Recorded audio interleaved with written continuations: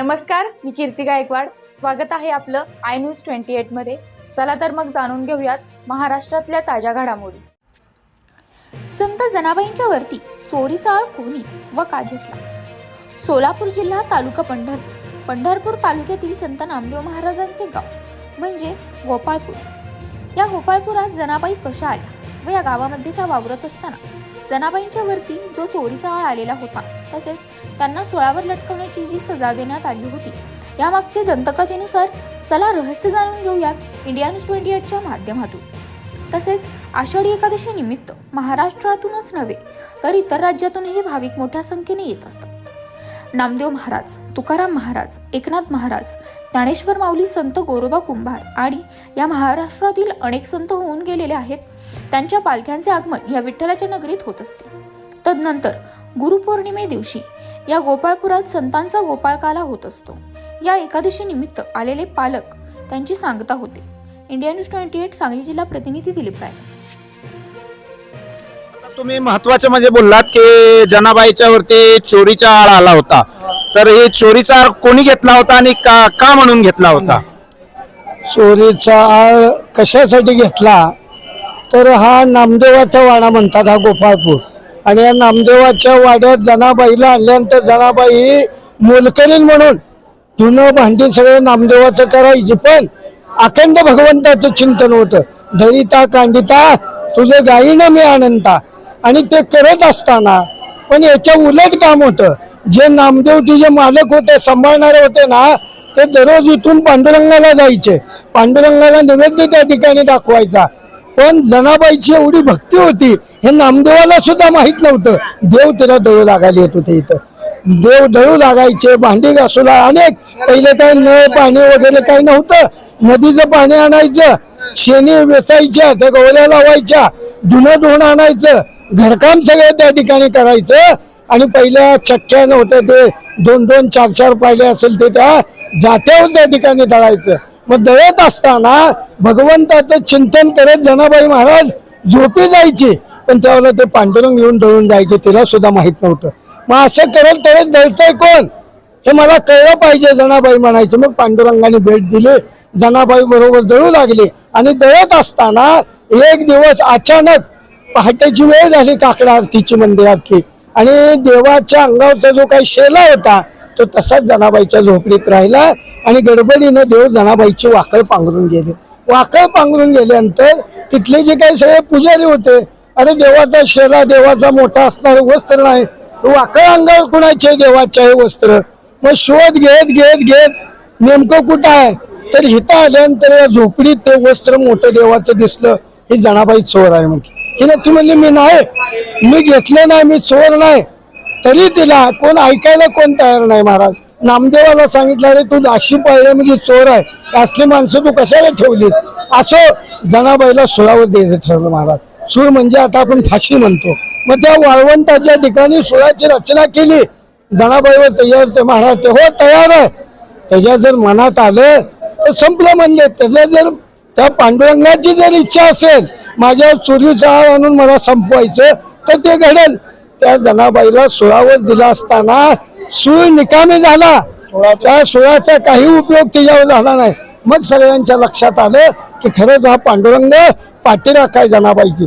मग जनाबाईने विचार केला, देवा तुझी भक्ती करणारे, तुझे अखंड चिंतन करणारे, त्याच्यावर जर ही वेळ असेल तर काय तुझं नाव घेऊन उपयोग आहे. म्हणून या भुयाला तेवढं घुसून बसले जनाबाई. देवा तुझा काय उपयोग नाही तुझं नाव घेऊन. मग प्रत्यक्षात पांडुरंग इथं समजूत काढायला आले जनाबाईची. हे भुयार घर जनाबाई म्हणजे साक्षात विठ्ठल तिला जनाबाईला इथं भेटायसाठी आले. बरं, अजून माझ्या एक मनामध्ये एक प्रश्न असा निर्माण झालेला आहे की आपण म्हणजे महाराष्ट्रच नव्हे तर आपल्या या भारत भूमीवरती प्रत्येक जागी काही ना काही रूपामध्ये विठ्ठलाचं मंदिर आहेच. त्या राज्यातनं त्या भाषेमध्ये त्याला वेगळे वेगळं नाव दिलेलं आहे. आणि प्रत्येक देवळामध्ये आपण बघतो की विठ्ठल रुक्मिणी हा जोडा असतो.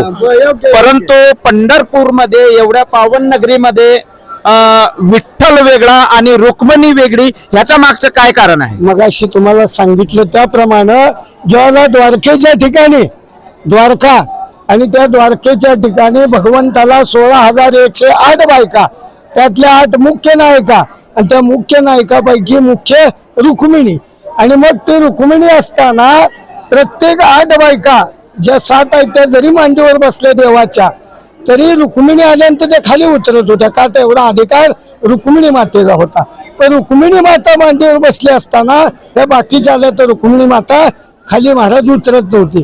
मग गोकुळाच्या ठिकाणी गोपाल कृष्ण बाल क्रीडेत असताना राधेला सांगितलं होतं तू द्वारकेच्या ठिकाणी ये, मी तुला तिथं भेट देतो.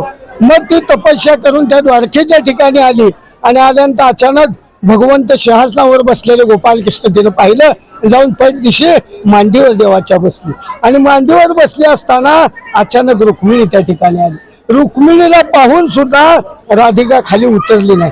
रुक्मिणीला राग आला, मी एवढी पट्ट राधे देवाची लाडके बाकीच्या मी आल्या तर खाली उतरत होत्या, तशी निघाली इथे दिंडीरवनातून घुसून बसली. दिंडीरवन आहे ह्याला दक्षिण काशी म्हटलं जातं, हे दिंडीरवन होतं आणि त्या दिंडीरवनात आता तिचं नाव लखुबाई आहे, लखुबाईचं मंदिर म्हणतात त्याला. आणि तिथे येऊन रुसून बसली. मग रुसून बसले असताना बाकीच्या सगळ्या स्त्रिया असल्या तर रुक्मिणीशिवाय देवाला करमत नव्हतं महाराज, मुख्य रुक्मिणी. मग सगळं आपला गोकुळाच्या ठिकाणी आले, सगळे बाल गोपाळ सगळे जमवले. बाबांनो चला आपण संगडी. मग एकदम मजर करत करत करत या टेकडीवर या ठिकाणी आले. ह्या टेकडीवर आल्यानंतर गोपाल देवाला म्हटले आता तुम्ही जाणार, आता तुमची आमची भेट नाही. आपण या ठिकाणी जसा गोकुळात गोपालकाला केला तसा आपण या ठिकाणी गोपालकाला करू. मग गोपालकाला सगळ्यांनी मिळून केला. मग काला या ठिकाणी आषाढी आणि कार्तिक पौर्णिमेला जेवढ्या महाराष्ट्रातल्या साधू संतांच्या पालख्या येतात इथला गोपालकाला घेतल्याशिवाय जात नाही. काला काला म्हणजे जन्माला का आला इथं येऊन बघ ते तुला कळतं म्हणून त्याला काला म्हटला जातो. त्या काल्याचा उत्सव. आणि मग इथं सगळे केले आणि खाली विष्णुपद म्हणून आहे पाण्यात. मग त्या विष्णुपदाच्या ठिकाणी गेल्यानंतर देवाला एकट्याला पुढे जायचं होतं, हे बाकीच्याला कोणाला न्यायचं नव्हतं महाराज. म्हणून ते सगळे त्या ठिकाणी गुप्त केले. अजून सुद्धा तुम्ही अद्याप गेला तर तिथं त्या दगडात गाई गोपाळांची गायीची खुरा आहे तिथं. आणि एकटे पुढे गेले असताना रुक्मिणीची भेट नाही पडली त्यांची. आई वडिलांची सेवा पुंडलिक करत होता. काय करत होता? आई वडिलांची सेवा करत असताना पांडुरंगाने विठ्ठलाने सांगितलं पुंडलिका मी आलोय आई वडिलांच्या सेवेचं फळ म्हणून मी द्वारका सोडून तुझ्यासाठी आलो, काय पाहिजे ते माग. त्याला पुंडलिकाने सांगितलं माझे आई वडील झोपेत आहेत. काय होईल त्यांची झोप मोड होईल, माझ्या मांडीवर आहेत, हे जागे झाल्यानंतर मी काय तुला मागायचे मागेल म्हणले. पण एक मीठ घेतली मागे फेकली, याच्यावर उभा राहा म्हटलं. काय कर उभा राहा आणि मी ज्यावेळेला तुला मागेन त्यावेळेला मी मागतो.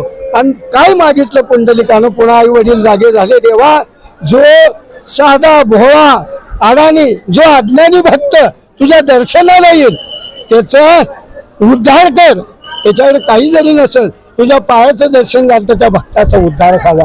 हे मुख्य पुंडलिकाने वर मागितलं आणि पुन्हा सांगितलं